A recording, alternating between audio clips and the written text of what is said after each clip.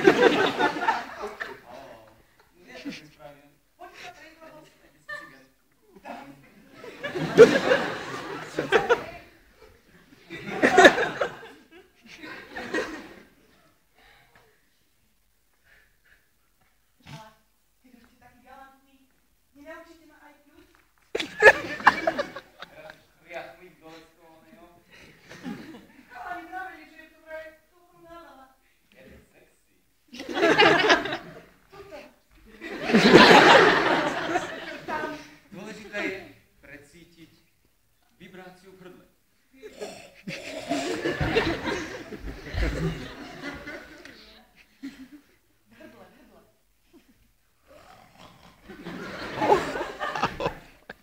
Pomáha vrtieť petou a pritom krkom. Už je neskoro.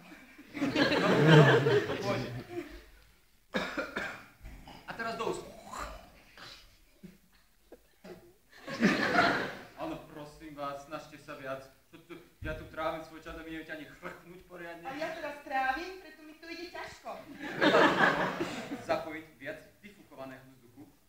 Vyfúkovaného vpredu? Tak... Nie zo zadu, nie zo zadu.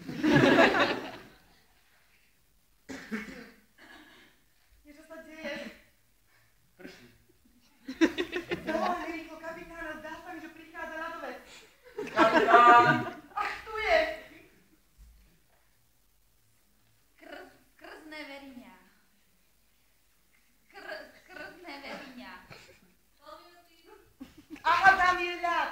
To znamená porusy. Viete, na čo som zabudol? Či si nedáte kávu s ľadom? Ja neviem, ja iba alžírsku. Počkajte, počkáme sa na ten ľadovec.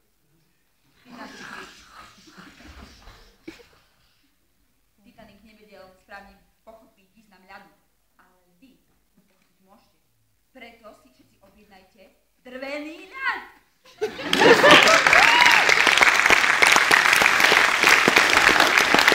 To je to.